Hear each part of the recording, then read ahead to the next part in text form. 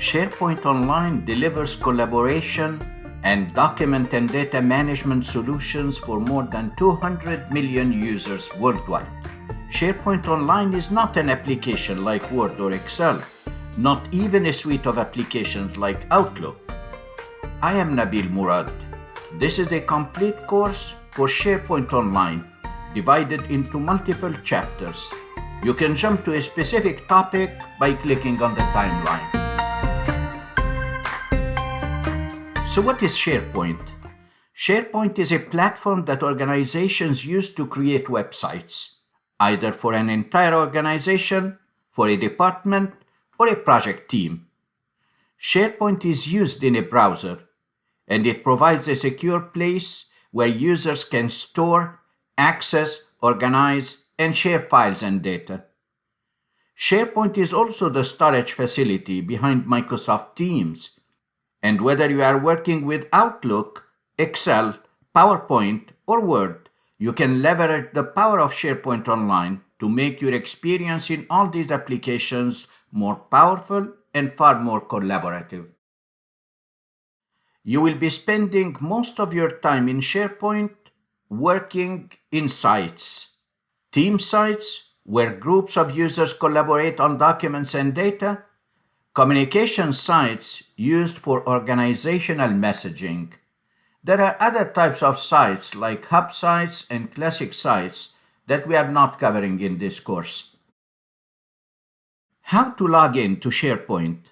You can log in to SharePoint from any Microsoft product having the waffle icon in the upper left corner. You can also access SharePoint by clicking on a link you received in an email to a communication site, or you can access SharePoint by clicking on a link to a shared file or folder you received by email. I can go to the URL login.microsoftonline.com, but I'm going to start from my OneDrive account. This is my account for OneDrive for Business. In the upper left corner, I have the waffle icon. If I click on this waffle icon, I see the different apps. I can go to any one of these apps. Among them, I can see SharePoint. If you don't see SharePoint, you can click on More Apps. I also have Excel Online open on a different tab. And here it has the same waffle icon. And if I click on it, I see the different apps, among them SharePoint. Word Online is no different. It has the waffle icon, and from here I can click and go to SharePoint. Whatever the method you use, clicking on SharePoint app will fire up SharePoint in your browser in a separate tab. And this is the start page of SharePoint. We used to call it the landing page or the home page. And if you access your organization SharePoint, it might look totally different because SharePoint is fully customizable. But we have some elements in common, and these are the most important part to learn how to navigate SharePoint. Let's explore SharePoint Online. From the start page, up at the top, I have the same waffle icon. I have the text SharePoint, and this is functional. Wherever you go in SharePoint, you will see this text SharePoint, and when you click on it, it will bring you back to this page. To the left side, I have the apps bar. So this is the home for SharePoint, and when I click on it, it will do the same job like clicking on SharePoint. Below it, I have this globe icon that will show you the different sites you have. You might have few sites, or you might have 60 or 70 sites. There is no limit to the number of sites. And then if you want to explore the news, then you click on this icon, My News. The next one is for the files. The next one is for the lists. Across the top, I have a search box. Search in SharePoint is extremely powerful. I'll come back and talk about searching because searching is very versatile depending on where you search. And to the right side, I have my profile icon and I have the settings for SharePoint. When I click on settings, this menu changes depending on where I am in SharePoint. There is a horizontal bar at the top, and this horizontal bar allows me to do two things. either create sites, and when I click on it, I will see two options, whether I want to create a team site or I want to create a communication site. We'll be doing that in a moment. I also have create news post, because if you want to push news to the whole organization, then you click on news post and you will be able to create news post to one of your sites. This is a list of my sites that opened in a pane on the right-hand side. I also have a navigation pane for the entire SharePoint. And this navigation pane shows me the sites I'm following and the sites I visited recently. I have no say for the sites I visited recently. And if I look to the right side, I will see the news that have been posted. And if I scroll down, I will see a list of sites that I visit frequently. I have no control on the sites that I visit frequently. They are automatically recorded by SharePoint. But the only thing that I can control myself is the sites I'm following. So I'm following Wind Installation site. And if I don't want to follow, I can stop following by clicking on this star icon. And now I'm not following this site. When you follow a site, you will see it listed under following.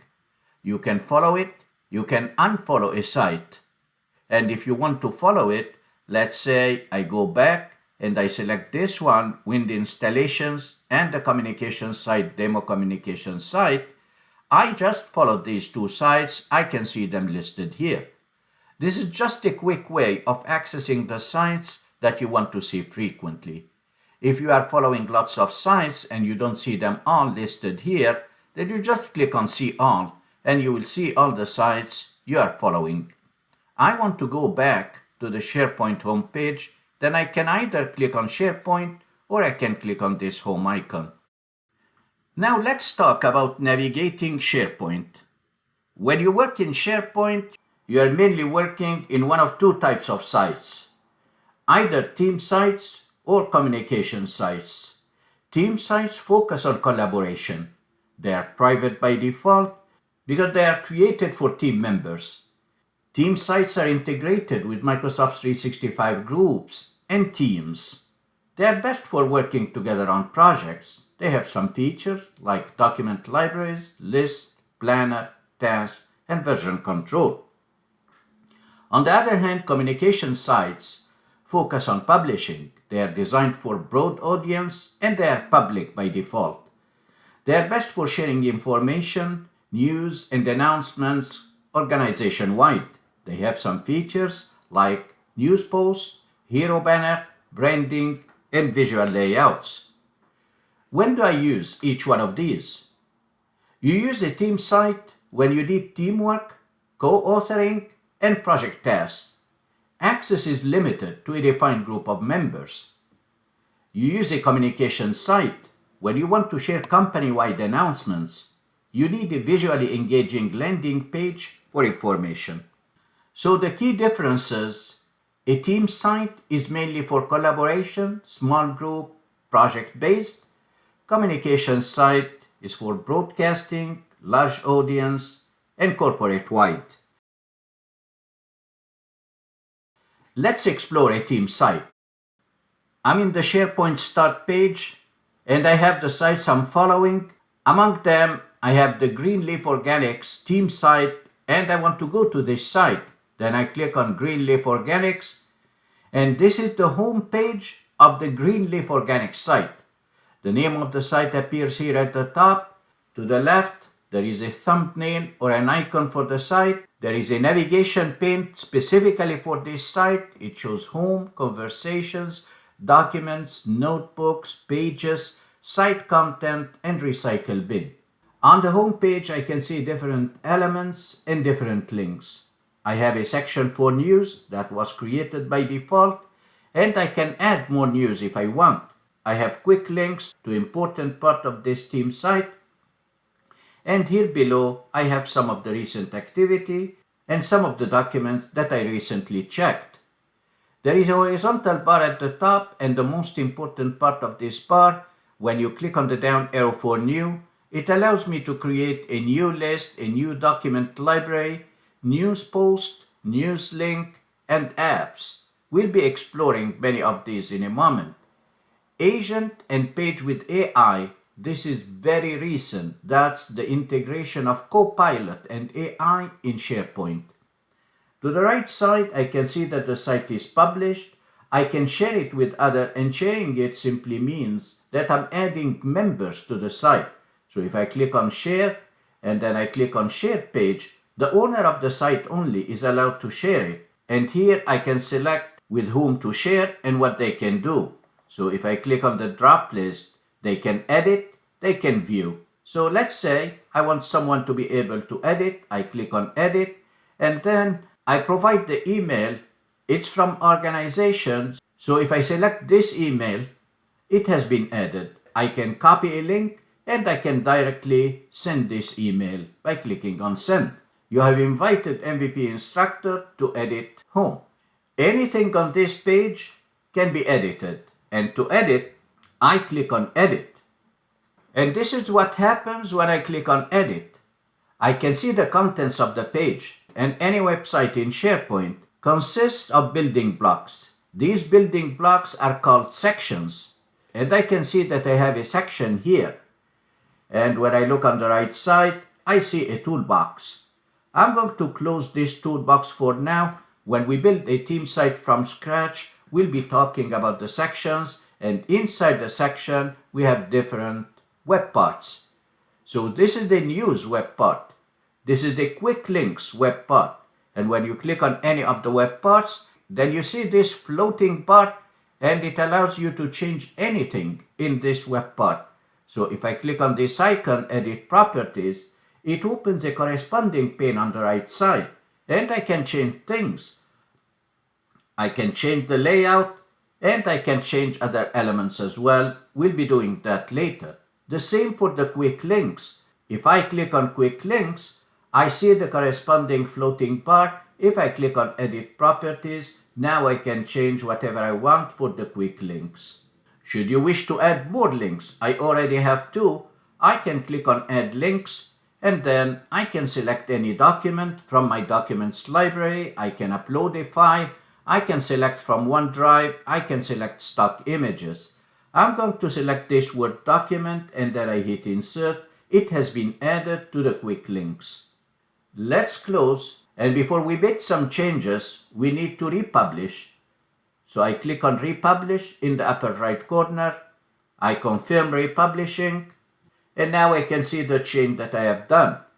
On the home page of this team site, I can also add some news. So if I click on the news and I click on the down arrow for add, I can either add news post, that means I'll be typing the details, or I can simply add a news link. So I'll be adding a news link about my recent trip to Carpinteria, California for recording a LinkedIn Learning course. I go to YouTube, and here is the video I want to include in the news. From the address bar, I copy the URL. I go back to SharePoint, and then I click on News Link. A pane opens on the right side. I paste the link that I copied from YouTube. It will show the cover picture of my tutorial. If I want to change it, I can do that. The title is coming from YouTube and the description as well. I'm going to hit post. And the news appears here, and it might be pushed as well to the SharePoint homepage. We have conversations link in the navigation bar that will open Outlook, and we have a documents library. I already added 2 documents to this library. Let's have a look. I click on documents, and here are the documents I added. For any one of these documents, I can click on it to open it in a separate tab. This is an Excel workbook. It will open in Excel Online. Let's close Excel. When I created this team site, it was created with a single page. If later on I add more pages and I want to see these pages, I click on Pages, and here are the pages. If I want to see the site contents, then I click on Site Contents, and these are all the contents of that site. What happens if you delete an element or a document or a workbook? Let's try to do that. It will go to the recycle bin. So if I go to Documents, I want to delete one of the documents. I select this one. It's a Word document, and on the horizontal bar at the top, I click on delete. I have to confirm the deletion, and now it's gone. If you want to restore your document, go to the recycle bin. And here is the document I just deleted. Based upon the retention policy of the organization, the document will stay for a certain amount of time, mostly 30 days, and it will be permanently deleted. But I want to restore this document, then I select it, and then up at the top on this horizontal bar, I can permanently delete it or I can restore it. So I click on Restore. If I go to Documents, here is the document, it has been restored. The navigation pane is fully customizable, assuming that you have the level of permission that allows you to do that. I'm the owner of the site because I'm the one who created it. Then I click on Edit. Now I can change whatever I want. So I can add contents, I can move contents up and down. So let's say I want to move pages, I can drag it up. I'm changing the order. I can add links, I can add a planner. So let's do that. To add contents to the navigation pane, you click on this plus sign. It reads Add Link or Label to Navigation. I click on the plus sign. I want to add a planner. Then I click on the down arrow for choose an option and I select Planner. And here is a link to Planner, which is a separate application. And I want whenever I open it, let's say we have a project and we want to enter a list of tasks. Then I want to open it in a separate tab. I check this box and then I hit OK. Here is the planner, it has been added. I finished the customization I want, then I'm going to hit Save. We'll come back and explore in details the documents library and we'll create a list and add it to the navigation pane of the Greenleaf Organics. Now I want to go back to the SharePoint homepage. I click on SharePoint. Let's explore a communication site. This is the SharePoint start page and under following I have one of the communication sites. So I click on that site and the first thing you will notice, a communication site is graphic intense. It has pictures, it has text, everything is customizable. And then if I scroll down, there is an image gallery. This comes from the template we used for creating this communication site. If I click on the down arrow where it says New, it looks like the menu we had in a team site. We can add list, document library, we can add post, we can add links to post, and so on. On the right side, it shows the date it was posted, and I can share it if I want, because when I create the communication site, it's made public by default. If I want to edit the site, I click on Edit. It consists of sections and it consists of different web parts. In a communication site, the navigation is at the top. It's horizontal. So I can see Home, Documents. These are assets for the site itself and so on. In a communication site, you cannot have the navigation vertical like in a team site. Let's have a look what happens when I click on Edit.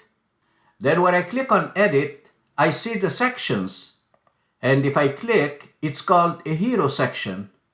I can change the layout, and I can change the properties. So when I click on Edit Properties, now it says Hero and the different layouts.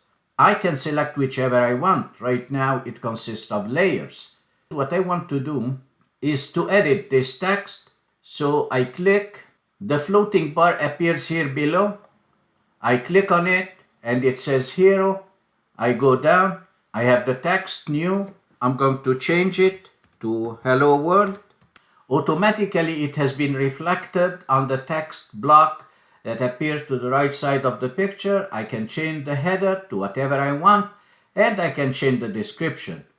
Once I'm done, I click on Republish. I confirm republishing and I'm done. We'll be creating a communication site from scratch in another chapter. To go back to the SharePoint start page, I can click on this home icon or I click on SharePoint. Edit your profile. This is the SharePoint start page, and in the upper right corner you will see your profile picture, and when you click on it, you will read the email that you used for signing into SharePoint. But you can also edit your profile. Your profile is stored in Delve, which is the Active Directory that stores the profiles of everyone in your organization. So when I click on My Microsoft 365 profile, then it opens another tab. This is Delve where my profile is stored, and here is my picture profile that appears in all Microsoft Online applications. I can edit my profile by clicking on Update Your Profile. I can change the picture if I want by clicking on this pen icon. I can change the focal point. I can remove the picture, upload another one. I'm not going to do that. I just discard the changes. If I click on Contacts, then I see the contact information. Some of the information can only be changed by the SharePoint administrator, which happened to be myself. If I click on About, here you write whatever you want other people in your organization to know about you. Although it's not a resume, but you can type your biography, you can write some skills, and then when you scroll down, you have interests and hobbies, the projects that you worked on, education, and so on. Once you are done, hit Close. And then I close the tab for Delve, and I'm back to SharePoint. This is how we edit the profile. SharePoint has a very powerful searching functionality. You can locate content by searching in SharePoint Online. There are 3 specific things you should know about search. There is a search box at the top of the SharePoint Start page. And because this is the SharePoint Start page, it says Search in SharePoint. So if you have like 50 or 60 sites, you are searching in all of them. I can type a keyword and I'll get results. So if I say best, I don't get any results, so I click on Show More Results, and now I can see the video that I posted earlier, Best Data Validation Tip. So here I'm searching in all SharePoint. However, it's better to narrow the scope of searching. So if I want to search in a specific site, like Greenleaf Organics, I click on that site, and now here in the search box it says, search this site. So I'm searching uniquely in this site. So what if I type behind? Automatically I get a result related to the video that I posted earlier. I don't want that. What if I want to search in a library? I click on Documents to go to that library, and now the search box reads, search this library. So search will only show results that you have permission to see. Search is customizable.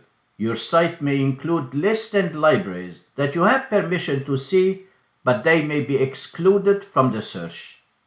It matters where you search in SharePoint. If I have access to many sites, it makes sense to try to limit the scope of my search by going to my search location to begin with: library, site, or entire SharePoint. When you create a team site, a document library is automatically created.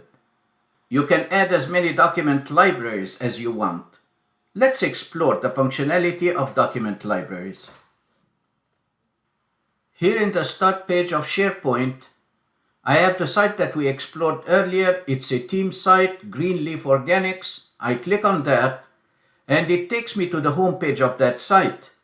In the navigation pane, I have Documents. When I click on Documents, it takes me to the corresponding document library. In this document library, I already have 2 documents. I can create a new document or a new workbook when I click on the down arrow for New. And let's say I want to create a Word document. When I click on Word document, it will open a separate tab in my browser for Word Online. I can start working on this document, and when I'm done, I just close the tab and it will be automatically saved. It acquired the name Document 1, but I can change that name by clicking on the 3 dots, the ellipses. When I click here, I have an option for renaming the document. I click on Rename, and I give it whatever name I want, New Policy. I hit Update, and the new name is reflected automatically in my documents library. So the first method for adding contents, click on the down arrow for New and select the type of document you want to create. Word document, Excel, PowerPoint, OneNote, and so on. Another way of doing things is by uploading a document that is already available, whether on your local computer or on OneDrive for Business. So when I click on Upload, it asks me what would you like to upload, Files, Folder, Template. I click on Files. I will navigate to the location of my folder, and I'll be selecting Few Documents, and I hit Open. Then all the documents have been uploaded in a twinkling of an eye. What if I want to edit a document? So let's assume I want to edit the document that I previously created, New Policy, and when I click on it, it opens in a new tab as we saw before, and this document is available for co-authoring. So if I have other members in the team, they can edit the document at the same time. When other members are working on the document, then the paragraph where they are working is locked for editing by other members, and you will see the initials of whoever is working on this document. I don't have anyone from my team available right now to work with me to test co-authoring, but the idea is very simple. If you want to add some contents to your document that's not available in Word Online, then you might want to edit the document on your local version of Microsoft Word or Excel or PowerPoint or whatsoever. And to do that, I click on Editing and I select Open in Desktop.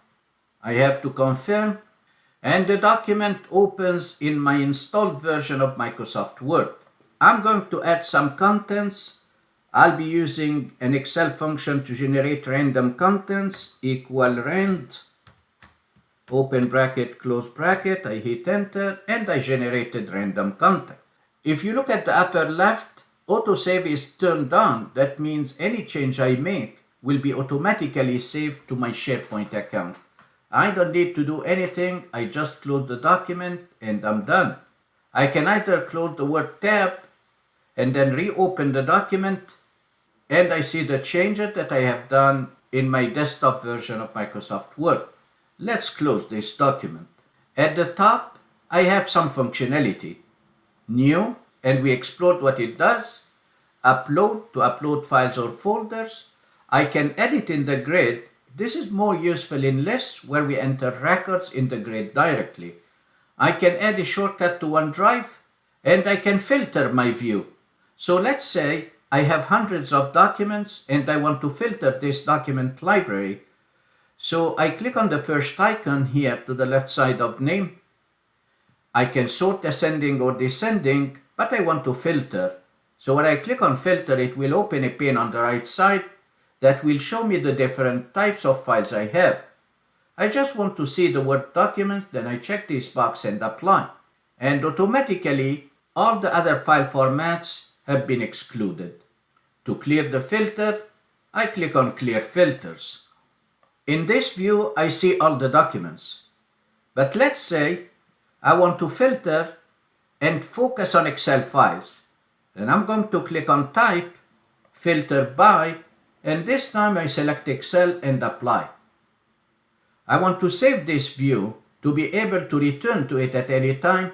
Then I click on the down arrow where it says All Documents, and I want to save this view in a different name. So I click on Save View As, and I'll be naming it Excel Documents. If you want anyone to access this view, then you check the box, make this as a public view. I hit Save, and now if you look here at the top, it reads Excel Documents.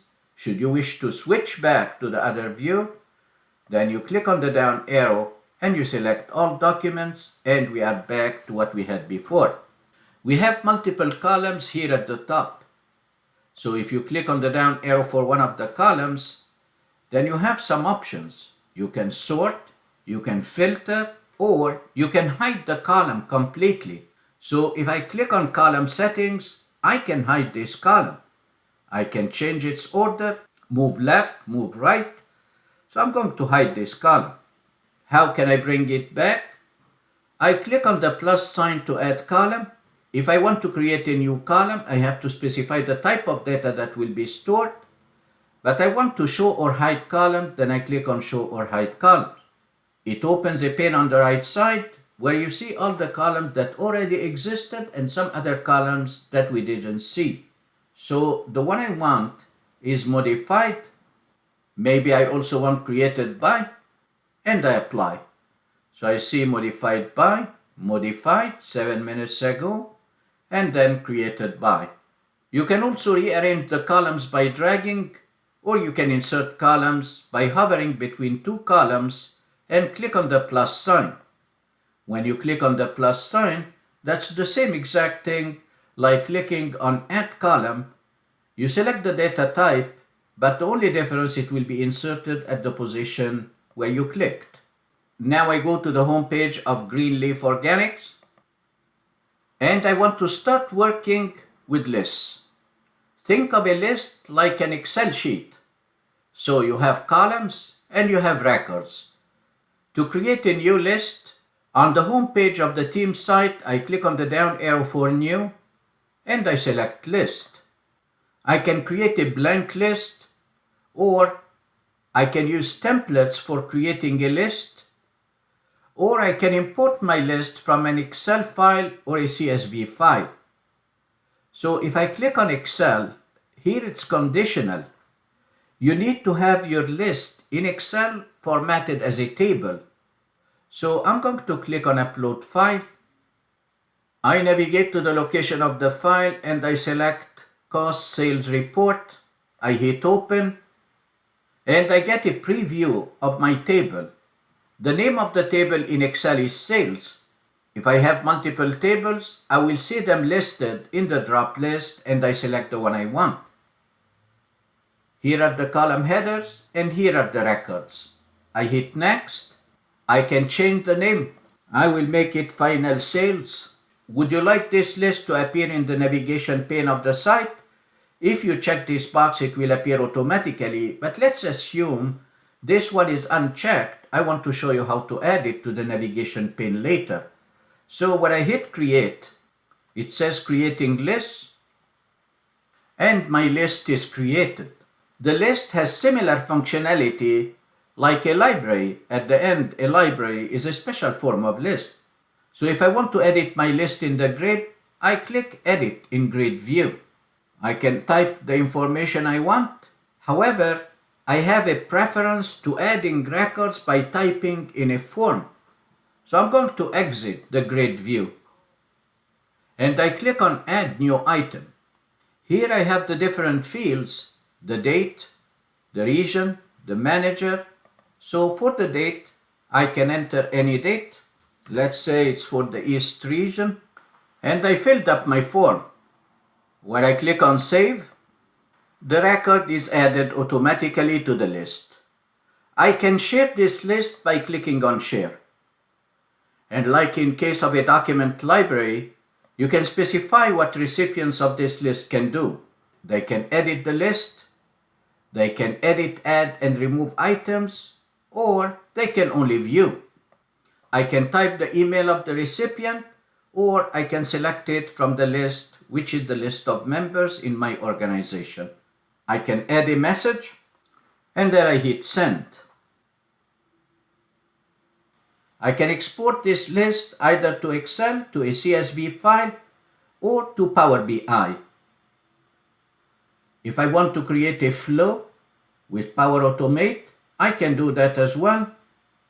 And if I want to use this list with Power Apps, Power Automate, or Power BI, I can also do that. I'm going to exit this list by going to Home. If you remember, I didn't check the box that will allow the list to appear in the navigation pane. So how do I add the list to the navigation pane? I need to see all the site contents.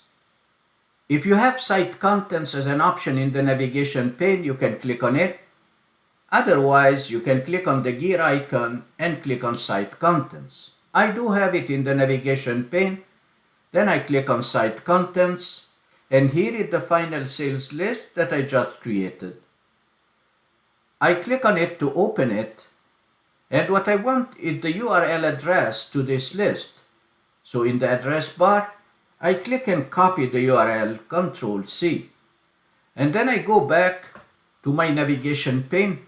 And because I'm the owner of the site, I can edit the navigation pane. When I click on edit, I want to add a new item. And when I hover, I click on one of these plus signs. And I want to add a link. I paste the link that I copied. And I'm going to name it Final Cost Sales Report.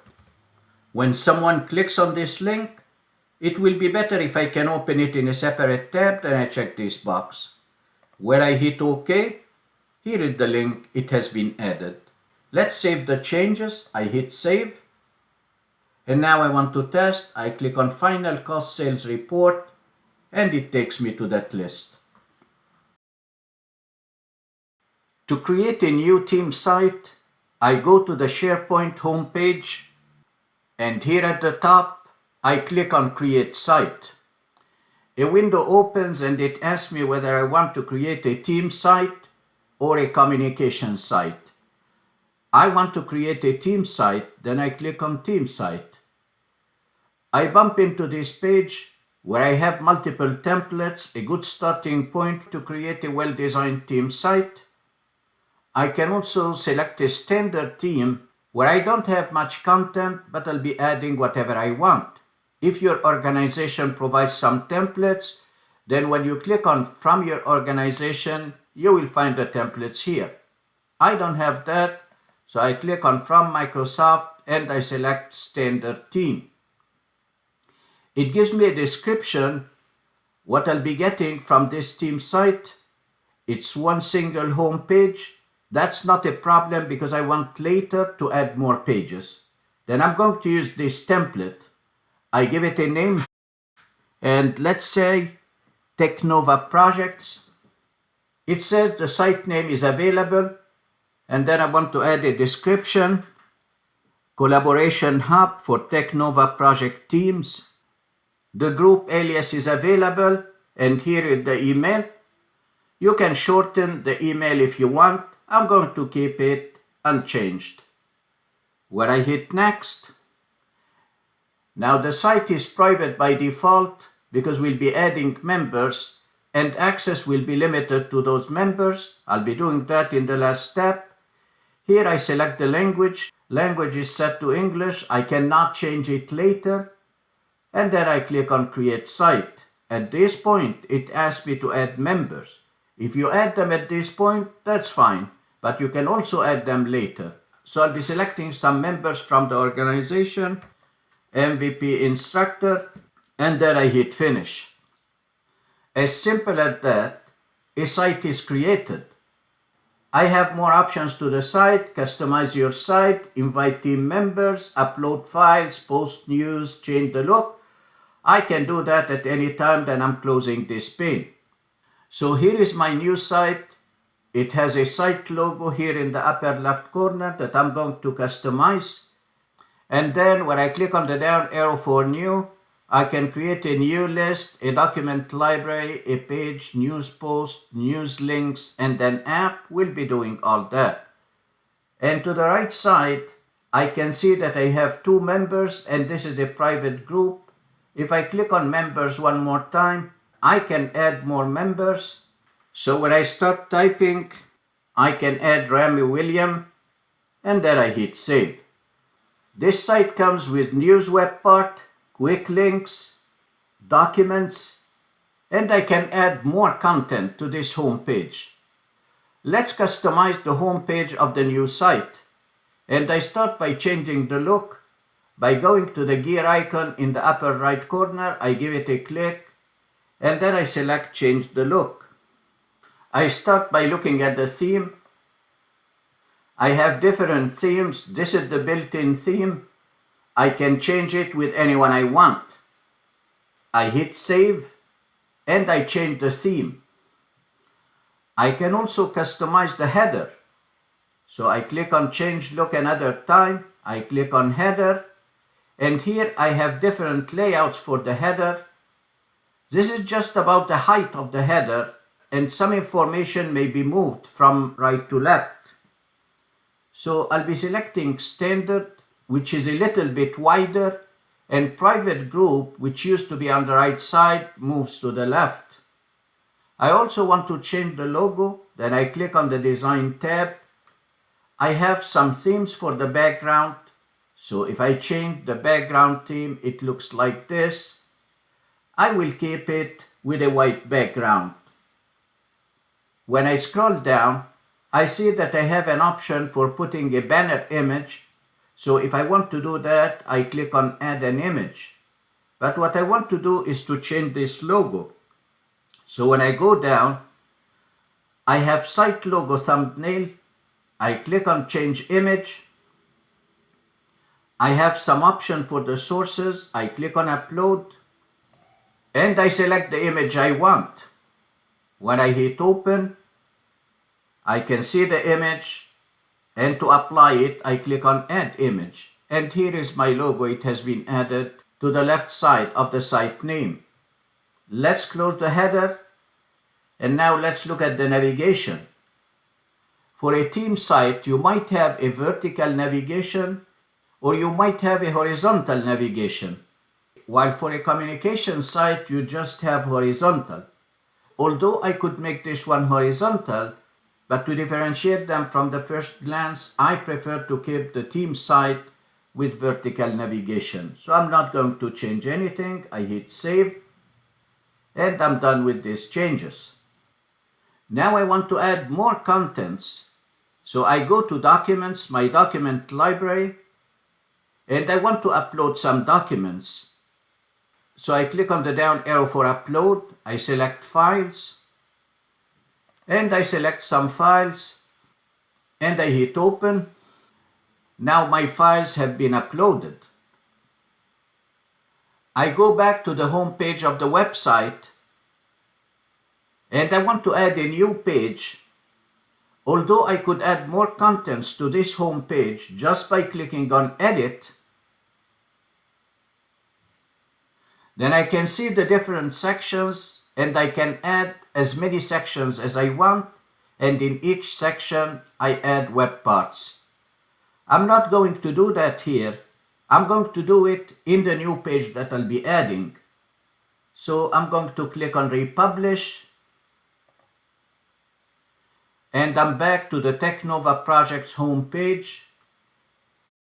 And now I want to add a new page with sections and web parts. To add a new page, I click on the down arrow for New, and I click on Page. I get some templates. I can use any of these templates, or I can create a new blank page. So let's use one of these templates and let it be Team Introduction. I get a description of what this page is about, and I'm fine. I'm going to use this template. So a new page is created, and this is the edit mode where I can manipulate and change many sections and many web parts. Before I do that, I click on Page to give it a name. I'll name it our Technova Members. I click outside, and that will be the title of this page.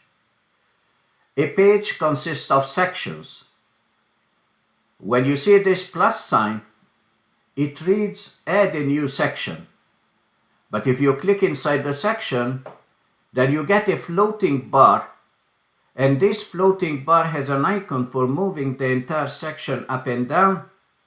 It has an icon for editing the properties, for creating a duplicate of this section, and for deleting the entire section. If you click on Edit Properties, on the right hand side, you will get some options related to the entire section. I can click on Design, add a background, change the theme, and control the alignment. If you click on any part of the contents, you will get a corresponding contextual floating bar. And here, because I have some text, I get a floating bar from which I can change the font type, the font size, the font color, and many other options. This is self-explanatory. If you want to delete it completely, you click on this bin. To edit the text, you just click and type whatever you want. and you have controls for formatting this text.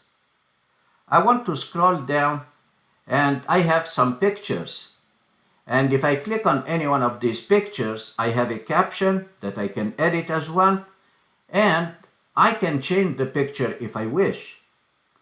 So if I click on the picture, and from the floating bar, I can browse for other images. I can get advanced settings for cropping the picture.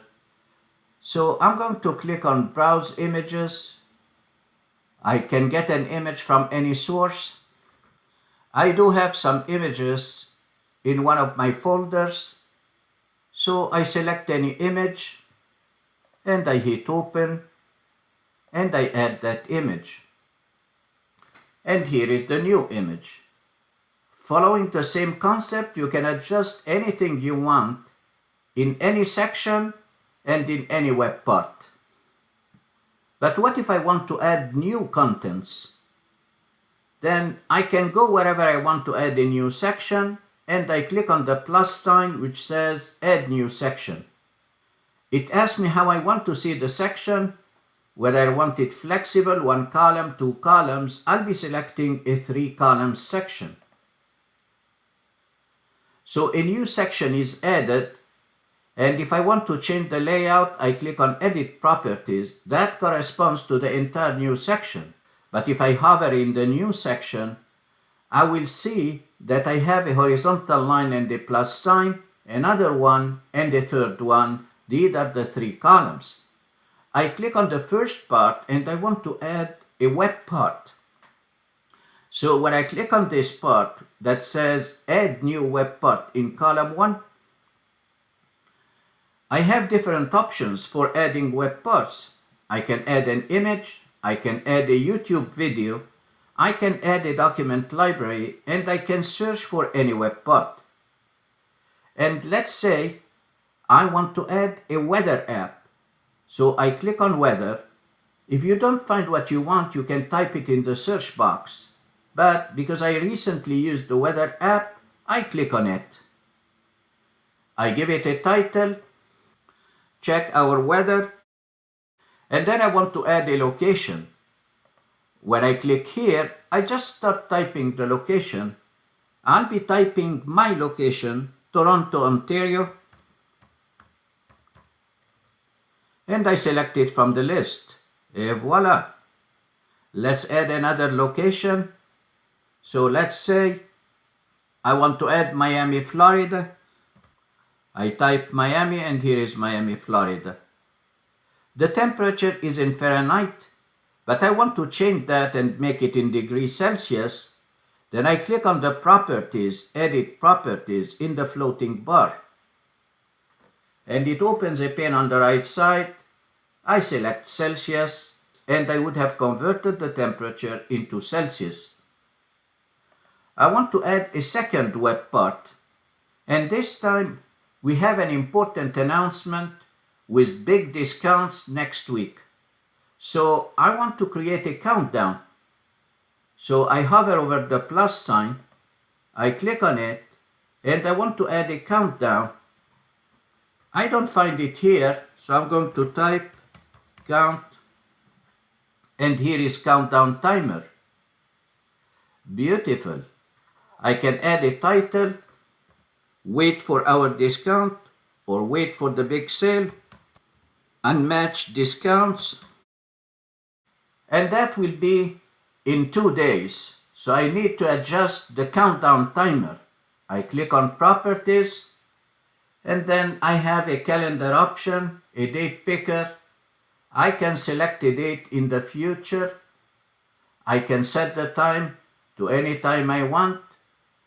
I have days, hours, minutes, and seconds. I don't want seconds. Then I select days, hours, and minutes. And that's fine. For the third column, I want to add a chart or a quick chart web part. For the quick chart web part, I will be plotting some sales data on a chart. But for this sales data to be used, it's better to have this data in a list. So I'm going to save and come back. I click on publish. The first time I save, it says publish, but when I make changes, it will read republish. So I publish this page. I get a pane that says help others find your page. I can add it to the navigation, but I want to do that manually when I finish. So I'm going to close. And here is the page we created. We don't have a list, so I'm going to create a list. I go to the team site homepage.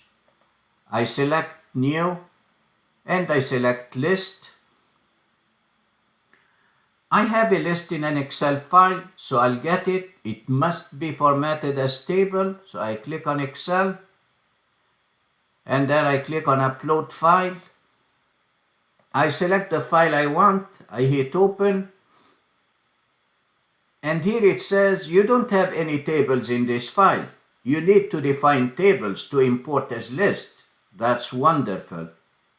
I'm going to hit cancel and then open the Excel file. I open the file in Excel and I want to convert this list into a table. I hit the shortcut Ctrl T, I hit OK. I can give a name to my table, my sales, and I save the file.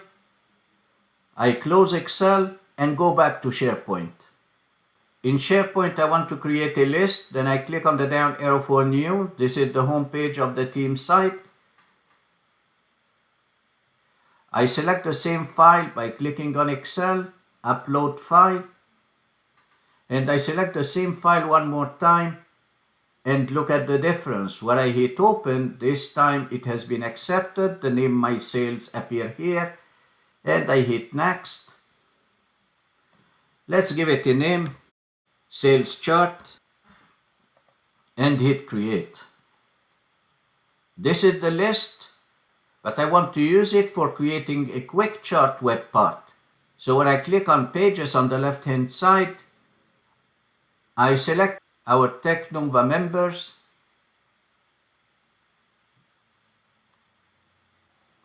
I scroll down and I want to edit the rightmost column of this section.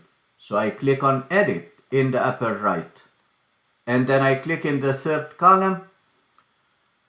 I look for the horizontal line and the plus part, add new web part in column 3. I give it a click. And then I start searching for chart. And here is quick chart. I select it. I can give a name to my chart, sales by manager. And then I want to bring the data from the list. Then I click on edit properties. I scroll down. Here is the data. I can type it directly, or I can get the data from a list. I click on get data from list. And then from the drop list, I select sales chart that we just uploaded. I scroll down. Column that has the data to display. I select sales. And then column with labels for each data point. I select title and instantly I get my chart. I get a beautiful column chart in my page as a quick chart web part. After creating it, I have a preference to changing it to a pie chart. Then I click on edit properties and I can select a pie chart instead. And then I close. I finished editing my page. Then this time the label reads republish. And I republished the page. Remember, I got an option for adding it to the navigation bar and I skipped this option. So I'm going to do it myself right now. I select the URL, Ctrl C to copy. I go to the site navigation. I click on edit. And then under pages, I hover until I see a horizontal line with a plus sign. I click on the plus sign. I want to add a link. I paste the link that I copied. I can give it a name, our members. I want it to open in a separate tab. I check this box and then I hit OK. These are our members, and to make it clear that it's a page, I'm going to indent it. So I click on the three dots and I select Make Sublink. And then I save the changes. Now let's go to the SharePoint homepage by clicking on SharePoint. And my next step will be creating a communication site. Creating a communication site is no different than creating a team site, although the purpose is different.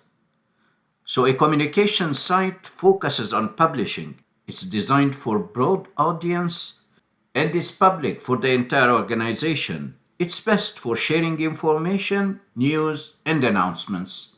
So let's create a communication site. This is the SharePoint start page, and I want to create a communication site. Then in the upper left corner, I click on Create Site. I want to create a communication site, then I click on this option. I have multiple templates to select from, and if your organization has its own templates, then you will see them listed here. I go to the main tab from Microsoft. I can create a basic communication site called Standard Communication, or I can explore the different templates we have. And among them, we have Showcase. I want to use this template, so I give it a click. I get some information about this template.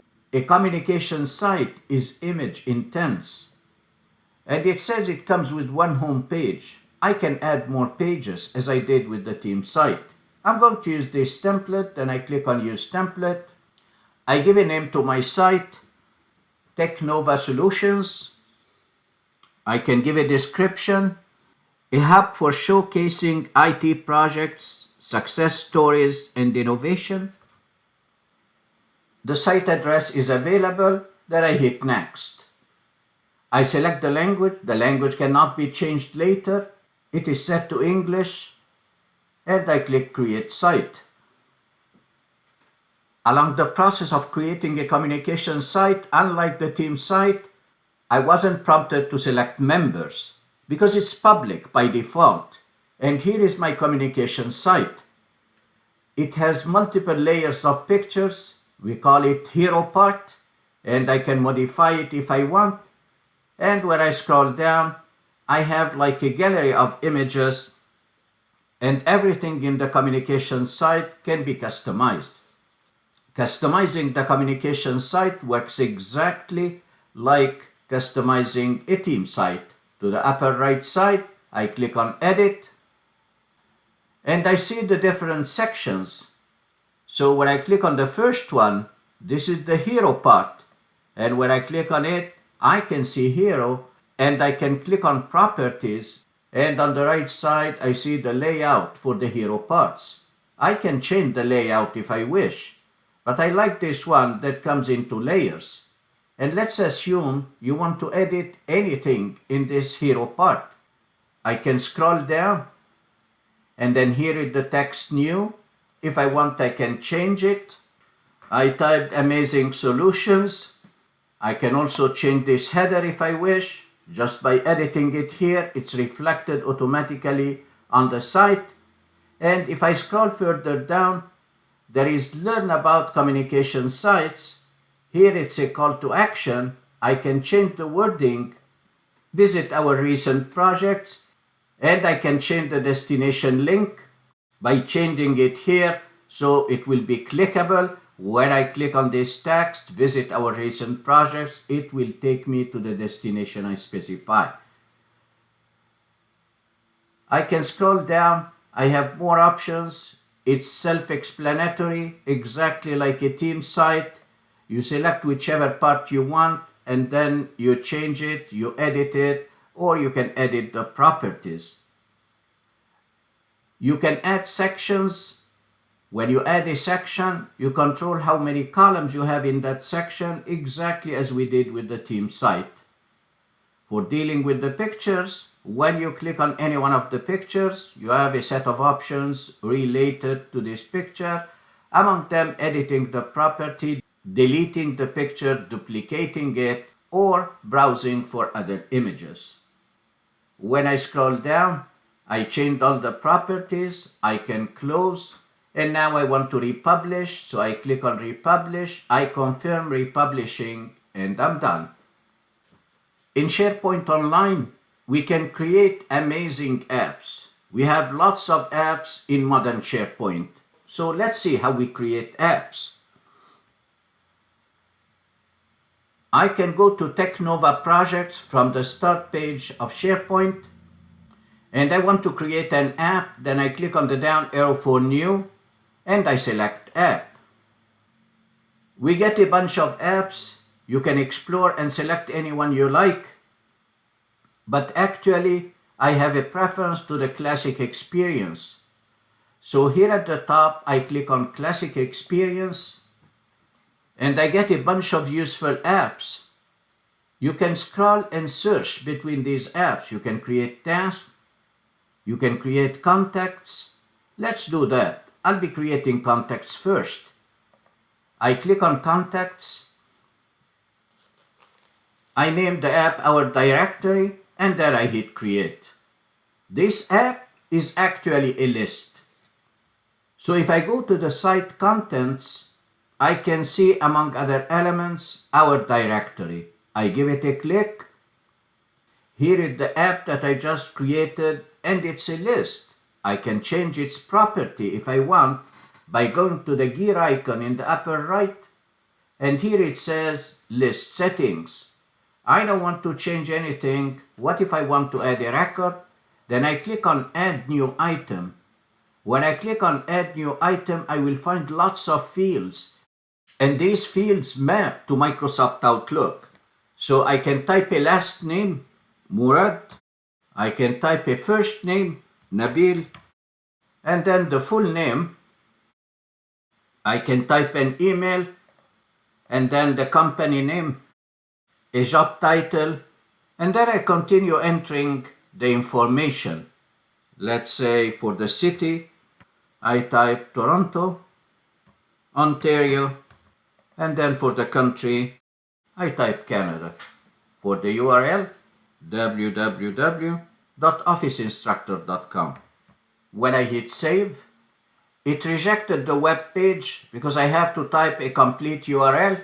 So I'm going to do that. And I replace this link with this one. I hit save, and here is the first contact in my contact list. The contact list may not appear in the navigation pane, and we can add it to the navigation pane by copying the list, Control C, and then we go to the navigation pane and edit. I want to add a link, so while I'm in the edit mode, I click on the plus sign and I paste the link. I type a display name, our directory. I want to open in a new tab and then I hit OK, and here is our directory. Let's hit save. I go to the home page of this website. On the home page of the Teknova team site, in the navigation pane, if I click on our directory, which is the list that we just created from the Contacts app, when I give it a click, it takes me to that list. I want to create another app which is really useful. Then I go to the home page. I click on the down arrow for new. And this time I want to add a calendar app. Then I click on app. I click another time on classic experience. And among the different apps, I have a calendar. I click on calendar. I want to give it a name. So I named it Teknova Schedule and I hit create. When I click on Teknova Schedule, here is my calendar. This is a calendar for the month of September 2025. And if I hover over any day, I can add details for any appointment or meeting by clicking on add. I can fill up the details and that will appear and it synchronizes with Outlook. And to ensure that it synchronizes with Outlook, then I click on the calendar tab, and from the right side I click on connect to Outlook. So any changes you make in this calendar will be reflected on Microsoft Outlook. Should you wish to have this calendar appear in the navigation pane, then you just copy the URL as we did with the contacts and you add it as a link to the navigation pane. Now I want to go back to Home. And our last topic in this course is about SharePoint permissions. In SharePoint Online, permissions are used to enforce security. You can only view things that you have permission to view. Basically, there are 3 levels of permissions: owners, members, and visitors. Owners have full control on the site. They can change the site structure. They can add or remove users. They set permissions. They can create and delete content. Members can edit. They can upload, edit, and delete documents. They can upload, edit, and delete list items. They can create, edit, and delete documents. Visitors can only read. They can view pages. They can view list items, and they can download documents. In a more advanced scenario that I'm not going to cover, there are 3 more levels of permission. There is a level of permission between owners and members. And this is what we call design. They can view, add, update, delete, approve, and customize. There is a level of permission between members and visitors. And this is called contribute.